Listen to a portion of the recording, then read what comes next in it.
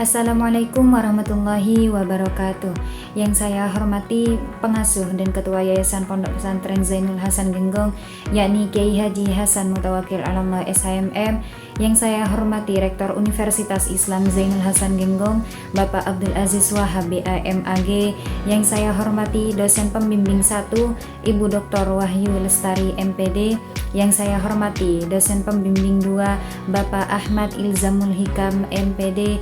Dan yang saya hormati serta saya sayangi kedua orang tua saya. Perkenalkan, nama saya Nur Rizkianti dari Tadris Bahasa Indonesia Fakultas Tadris Umum. Pada kesempatan kali ini saya akan memaparkan proposal penelitian yang berjudul Pembelajaran dan Perkembangan Bahasa Kedua melalui program Germani Club siswa kelas 11B di SMAE Zainul Hasan 1 Genggong.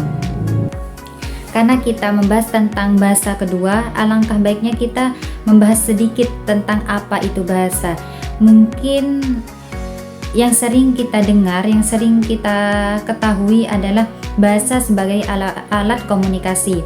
Namun kenyataannya bahasa tidak hanya sebagai alat komunikasi, tapi bahasa juga sebagai alat bantu berpikir dan memahami informasi.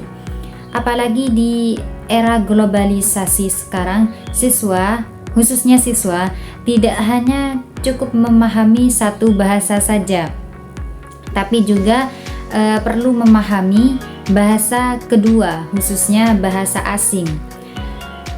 Pembelajaran bahasa kedua ini biasanya dilakukan secara sadar dan terencana, berbeda dengan pemerolehan bahasa yang diperoleh secara alami tanpa terencana atau terstruktur. Nah, siswa menggunakan bahasa secara lebih komunikatif dalam satu lingkup atau satu program yang bernama program Germani Club ini.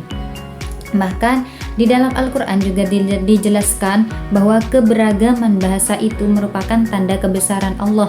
Dalam ayatnya yang berbunyi Bismillahirrahmanirrahim, wa min ayatihi khalqus samawati wal ardi wa ikhtilafu alsinatikum wa alwanikum inna fi dzalika laayatil lil alamin. Di situ Allah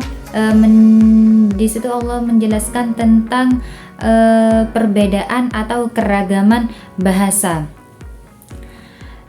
Untuk di sekolah sendiri, salah satu bentuk pembelajaran bahasa kedua adalah melalui kegiatan ekstrakurikuler, yang mana kebetulan dalam sekolah atau SMAE Zainul Hasan Genggong ini terdapat 3 ekstrakurikuler bahasa.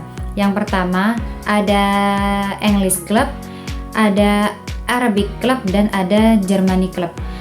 Tapi dibandingkan dengan English Club dan Arabic Club, untuk program Germany Club di sini masih jarang ada di sekolah-sekolah, terutama pada tingkat SMA. Jadi dari situ saya tertarik untuk meneliti bagaimana sebenarnya pembelajaran dan perkembangan bahasa kedua melalui program Germany Club itu.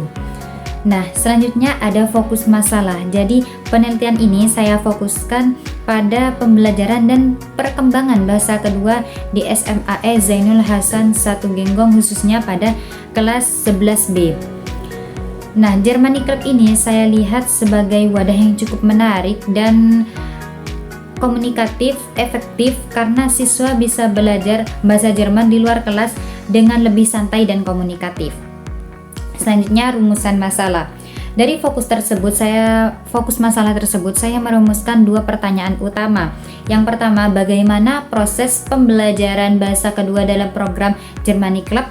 Yang kedua, bagaimana perkembangan kemampuan bahasa kedua siswa setelah mengikuti program tersebut?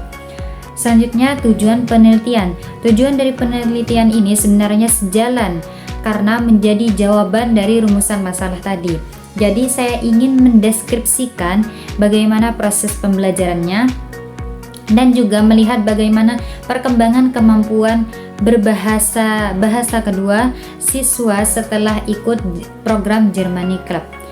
Selanjutnya ada manfaat penelitian. Penelitian ini diharapkan memiliki manfaat yang pertama secara teoritis dan secara praktis. Secara teoritis bisa menambah kajian tentang pembelajaran bahasa kedua, terutama yang dilakukan lewat kegiatan ekstrakurikuler. Yang kedua, manfaat secara praktis untuk guru bisa jadi tambahan referensi untuk siswa, bisa meningkatkan motivasi belajar, dan untuk saya sendiri tentunya menambah pemahaman terkait pembelajaran bahasa kedua. Dalam penelitian ini ada beberapa konsep yang saya gunakan. Pertama, bilingualisme, yaitu kemampuan menggunakan dua bahasa. Yang kedua, pembelajaran bahasa kedua, yaitu proses pembelajaran bahasa selain bahasa pertama secara terstruktur. Yang ketiga, perkembangan bahasa kedua, yaitu peningkatan kemampuan bahasa yang terjadi secara bertahap.